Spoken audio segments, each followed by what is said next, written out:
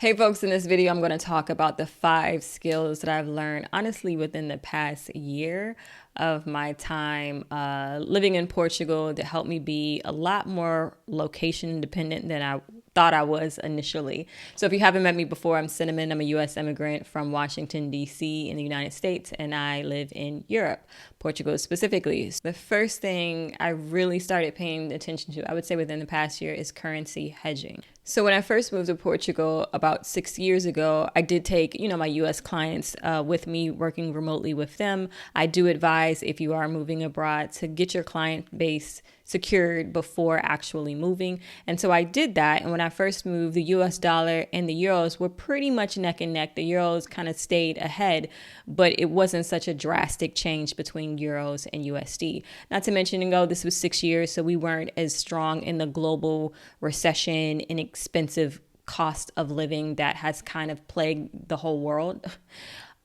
So things were a little different. But I would say at the end of last year, it was becoming more and more clear that the USD may become unstable. I have never been the type of person to stay in toxic situations. So if a person is moving funny or a country is moving funny, I'm going to get out of it.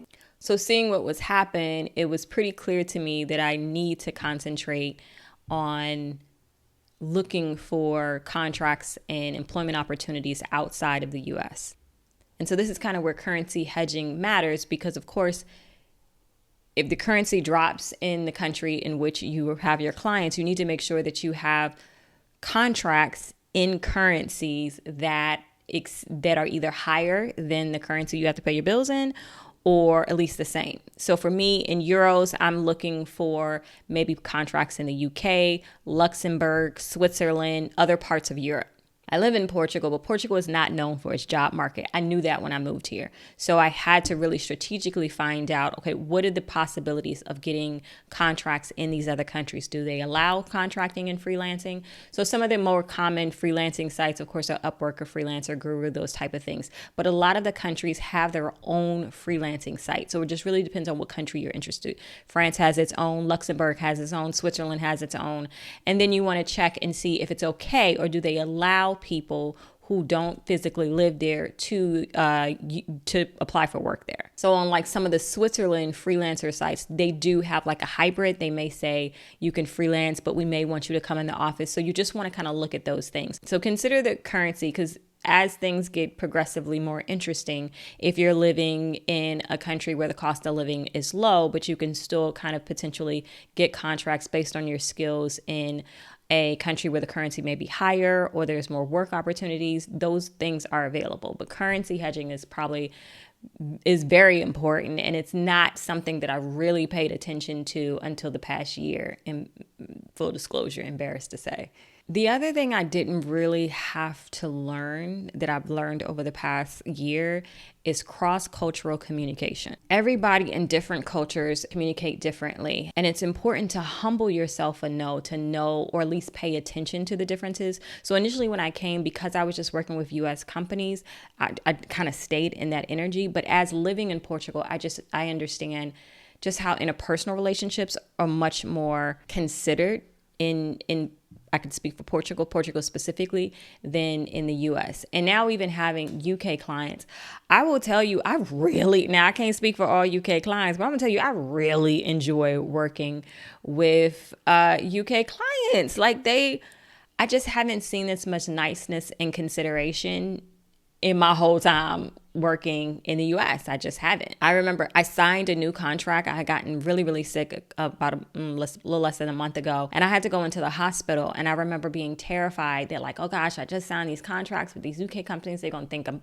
full of it and they're not going to work with me. And so, I gathered up some strength and I'm sending emails like, hey, I'm in the hospital, but just want to let you know I'm going to work on your project. See, the toxic US work mindset.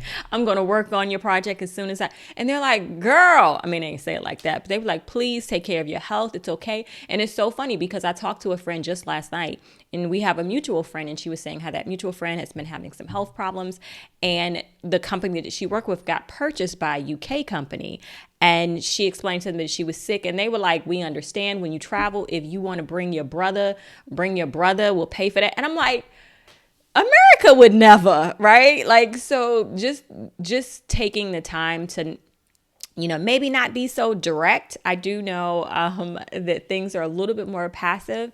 So even me navigating through this cultural differences in communication has been a bit of a challenge, but it's a welcome challenge. But you have to be conscious of that, because if you're not, and you just come with your U.S. energy or whatever place you're coming, and you don't take the time to just sit back and see how people communicate, even how they compose their emails, completely different. I felt like in some cases email was so much more formal, whereas if I make a reply, listen, it states, I could just say what it is. Here it's like it's a lot more formal. And so you want your clients and potential customers to feel comfortable. So just paying attention to that is hyper important. So one of the other things is remote client management. So we talked about the various kind of freelance sites you can check in the various countries. So you're dealing with a bunch of different time zones. And for me, initially, I was used to dealing with my local time here in Portugal, in addition to maybe West Coast and East Coast time in the US. But now it's like the UK, and sometimes the UK we're on the same time frame. Sometimes we're not, depends on the type of year. Then Spain, and so it can be all over the place. So I encourage anyone to just invest in a calendar software. You could probably use Google Calendar as well, and that's free. But please, any meetings that you accept, put them in the calendar, because trying to figure out what country is on what time at what part of the year, and trying to keep all that together when you may be working in several 6 to 7 different time zones is a lot. And please don't try to let your brain handle that on its own. Use technology. That is what it's for. But really employing that and sticking to any time I get a request for a meeting or whatever, that it is immediately taken out of Zoom or whatever and put into the calendar is critical. I also have, I don't know if I can show you. This is my Stream Deck. Oh, it's dirty. Ew. So this is what I use to do a lot of stuff around my computer and everything like that when I'm live streaming. I told you it's dirty. But I also have, let me show you. So the time zones are also like, all of these are come over here. All of these are here.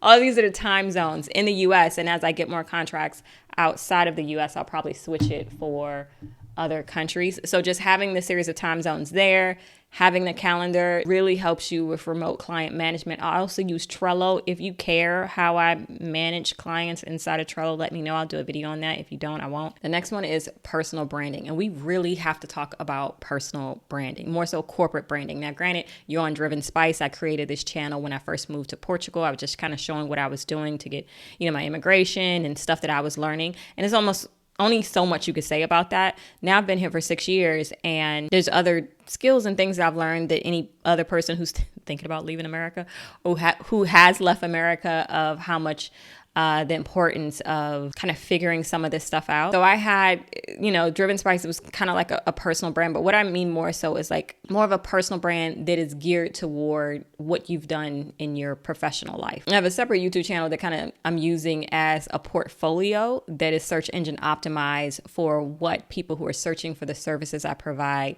It's optimized for that. But the personal brand is so important, even if you are not leaving the country, because things are getting super competitive. Companies are laying off people. So if competition is getting harder, you have to be able to show that you can do what you say you can do. So for example, if you are competing with a job of, let's say, a developer, and one developer is just saying they're a developer, they have their CV or their resume, and then you're a developer, and let's say you have a portfolio website or you have a series of videos on YouTube that you've showed you doing various things, who do you think they're going to pick? And not to mention, if you've taken that time to grow that audience, and let's say you have 20 to 25,000 subscribers on your own YouTube that has your portfolio or whatever it is you're saying you're doing, it shows they're going to pick you over someone else. So personal brand, displaying your corporate expertise, is more important now than it has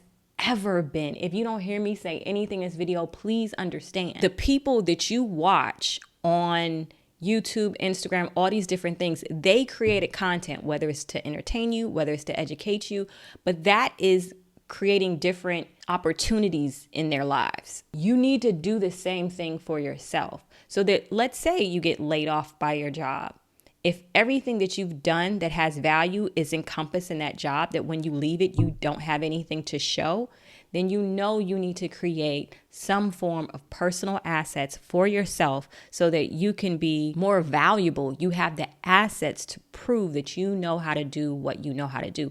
And the great thing is, once those assets gets large enough, you don't necessarily have to go to a company. You can advertise directly to corporations. And the thing that I really encourage people to understand is that you don't need to sign up with that many companies to have a comfortable life for yourself. If you are creating something that is business to consumer, meaning you have a service that you're selling directly to a consumer, you may have you need volume. You need enough people to be able to say yes in order for you to be able to sustain a life.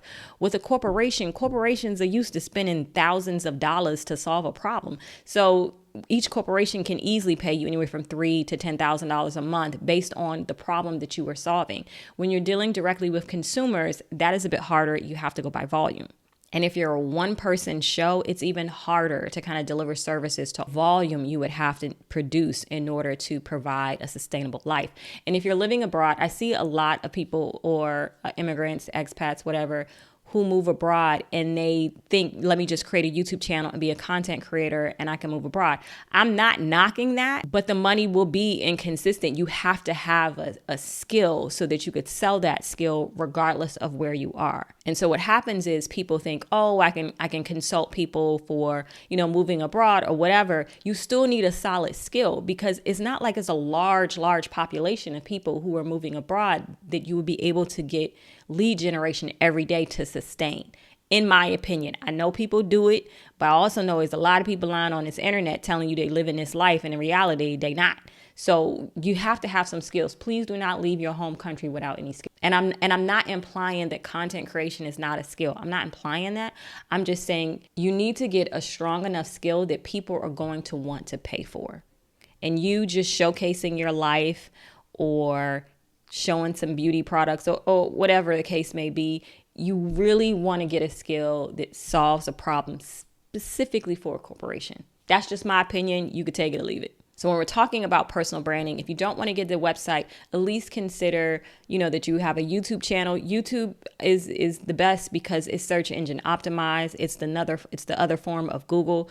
So you can really optimize that in a way you can't necessarily do on Instagram or other forms of social media. You're able to create a better connection on YouTube by far than any other social media. So if you have to do a personal brand, I would 100% recommend doing YouTube. So show the problems, display the problems you know how to solve. If you have any particular methodology or anything you're doing, show the people you know what you do. Even if you're not doing it to get this larger subscriber base, when you're applying for applications or contracts, you can send them a link to it. And that makes you more interesting than the hundreds of other people that are competing for the same job. And so the last thing that is super important that I told y'all, we've been talking about it for the past couple of weeks, is the LinkedIn marketing. Now, again, if you live in the US, I know you like saying, I don't want to hear about no LinkedIn marketing, but let me tell you. Now, remember, I did a Moving Abroad Summit maybe about 3, 4, 5 years ago. And everyone, even if you look at the experiences living abroad interviews, everyone I interviewed who had a job and got a job outside of their home country, 100% of them got it from LinkedIn. So LinkedIn is so much more important when you are looking for opportunities outside of the US. And some people are killing it in the US. Don't get me wrong. I was not the girl trying to be on LinkedIn. But listen, every time you go to a website, even if you're applying for a contract or an employment position, they want to see your LinkedIn profile. So you got to do what everybody else is doing, folks. And that is what made me concentrate on LinkedIn marketing within the past like a year. Maybe it hasn't even been a year. Let me stop. It's been like maybe since November 2025. So I encourage you, if you haven't done LinkedIn, to definitely do it, but more so post your expertise and the words that you want to be search engine optimized for. Even if you don't have an audience, even if no one's engaging, you need the algorithm to know what you're about. That's the case with all of this social media. Been doing digital marketing for over 25 years. Every platform, it doesn't matter what platform, all of them have an algorithm. And one of the main algorithms is they need to know what you're about so they can push other people to you. And that comes in the form of keywords on all of them. So if you don't have keywords associated with you, they can't put you in front of the people they need to put you in front of, because their goal is to keep people on the platform. Your goal is to get people to know about you and your services and your products. So those were the skills that I didn't really have until I moved to Portugal, more so within the past year to 6 months that I really had to consider these things. So understand, when you move abroad, it's a constant evolving process, and you have to be okay with evolving and changing because there's so much to consider. Now, I have gotten some DMs from some folks in regards to the LinkedIn marketing and wanting to know more about that. So what I've decided, probably September 6th is what I'm looking at. I haven't formally put anything out there.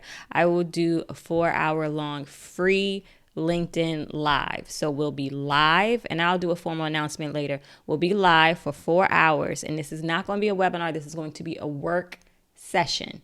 So I'm going to teach for probably like 45 minutes, and then we're going to take a break for 15 minutes. And then you're going to go do what I said. You're not just going to watch this. You got to go do it. So by the end of this, you should have your whole LinkedIn situation together. Okay. So we're going to do it September 6th. I'll put links to something somewhere when I get my life together. But that's what I'm thinking, because I got a lot of information from the last LinkedIn video and a bunch of questions. So I want to be able to answer that and teach that. So I'll tell you, you're going to need some tools before we start. You're going to need Canva. You're going to need ChatGPT. And that might be it right now. Free accounts is fine. You can have a free ChatGPT account. You have a free Canva account, just so you can start building the stuff that we're going to talk about. So September 6th.